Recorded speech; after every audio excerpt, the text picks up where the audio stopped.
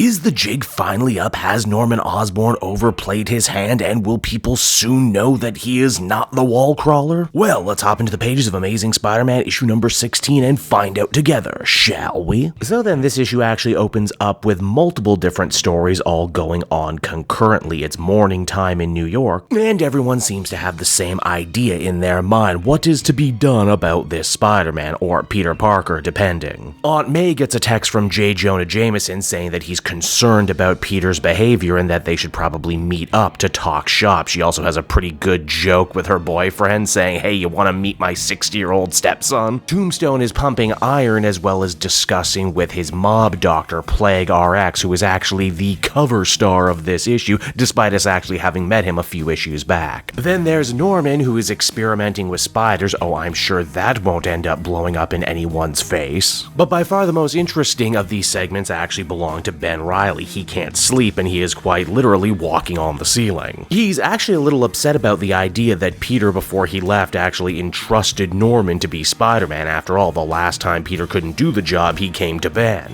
Janine says that maybe Norman just took the mantle without asking, but that none of that is really important. After all, isn't Ben literally living in Peter's house, sleeping in his bed, and spending his money? And for once, those words actually seem to penetrate Ben Reilly's thick skull as he says, you know what, maybe I should finish up with my plan so that we can all move on, whatever those might be. After that, we check back on in with Norman, who saves a group of construction workers from a collapse. Even though in the last issue he made it sound like he was trying to give up being Spider-Man, it's his internal monologue that really ends up saying it all. As Norman so grimly puts it, he says that one of his greatest character flaws is that he could never be honest with himself about what he wanted. He told his wife he wanted a child, when in reality he just wanted a little clone. He told himself that dressing up like a goblin would be the best way to fast-track his rise to business power, but in reality he just liked having an excuse to hurt and terrify people. Even now, he's been saying that the only reason he started dressing up as Spider-Man was to protect Peter's dream. But is that actually very true? He was attacked by the Spider-Slayer in the last issue, and he very easily could have just defeated the thing dressed as himself, but he chose not to. Because maybe the sad truth is when people see Spider-Man, they're happy, but when people see Norman Osborn, nobody is happy. Ugh, that one cuts like a knife. Back at Rand Industries, Peter and Brian have actually finished their big breakthrough into their mushroom house concept, while actually Brian stayed up all night and did all the hard work. But it looks like he and Peter are both going to get the credit, a fact of which does not actually sit well with Ben at all. I mean, geez, if he didn't have imposter syndrome before, he's certainly going to have it now. Double imposter syndrome, imposter squared. Now later on that same day, Norman Osborn actually ends up taking a meeting with Peter's boss, Dr. Milton. You'll remember that their conversation was cut short in the previous issue by the Spider-Slayer's attack. Despite these two very much not getting off on the right foot, Milton actually did have something she wanted to talk to Norman about, and you'll never guess what it is. Losing a child. Which, yeah, is a topic that really ends up disarming old Normie. Furthermore, people in the comment section have said it, and I can't believe that I didn't put two and two together yet, but Dr. Milton's stepkid, the one that we now know is dying, has to be Captain Kintsugi, right? Like, that's the only thing that makes sense. Norman isn't used to being vulnerable, but he actually does want to open up in this situation. Unfortunately, he ends up getting a call that the Shocker gang are back up to their old tricks again, meaning he's going to have to leave, and as he does, he thinks to himself, Jesus, how many times did Spider-Man have to do this on my account? How many times did he leave his loved ones, his friends and family absolutely hanging? Because only he could avert disaster. It must have been maddening.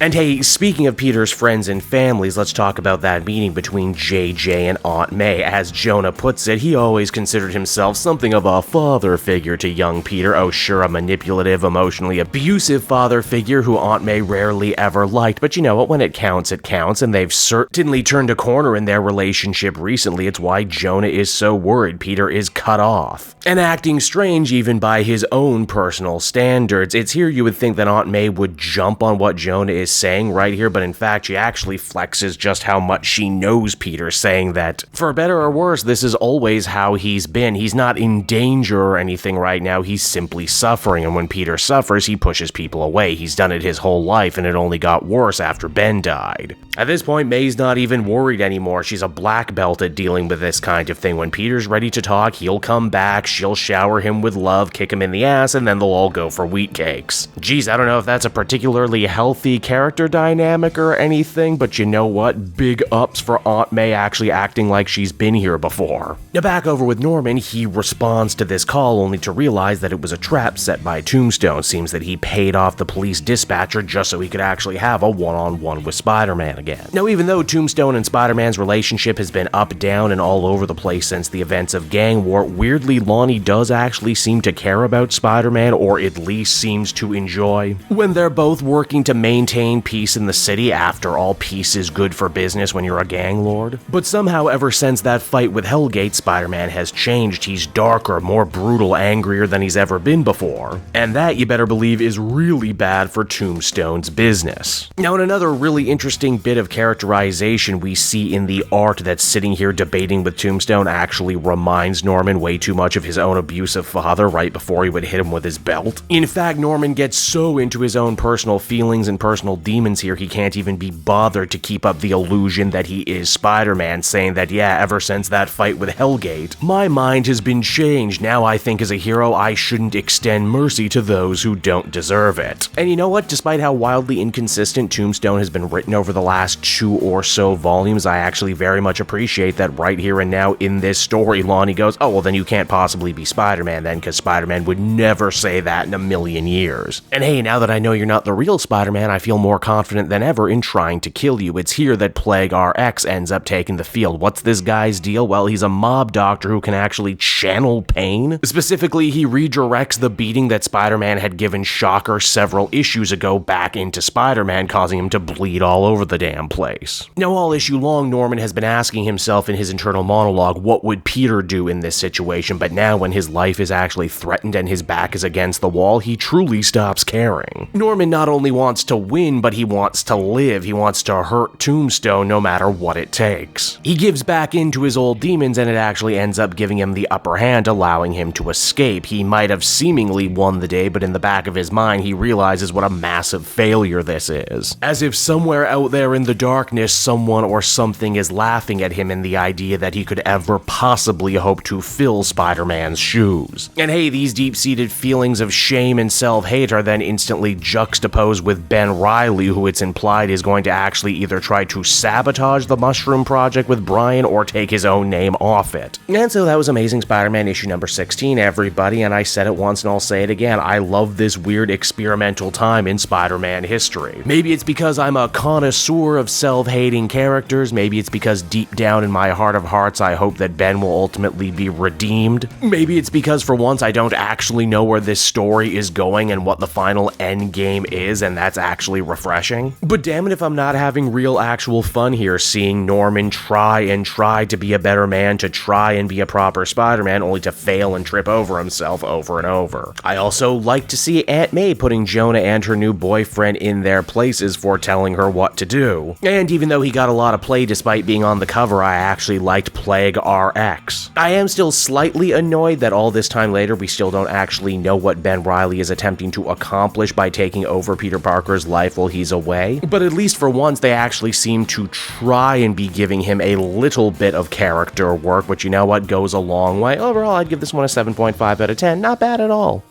Hey there everyone, it's your pal Cape Joel again, and if you're seeing my face right now, that means you watched to the end of the video, and I'll always be grateful for that. Retention helps in this crazy YouTube game, and so does becoming a patron. If you head on down to the description, you can find a link to my Patreon page. Recently just redid all the tiers, a lot of cool stuff offering up there, exclusive commentaries, exclusive polls, behind the scenes concept art for Capes and Quest, that's the brand new D&D show I've started soon. Never been a better time to become a patron. You can become a patron for as little as $1 a month and help the channel grow and, you know, help me continue to deliver content like what you just saw. So I want to thank you all, and I will see you again next time. Bye-bye.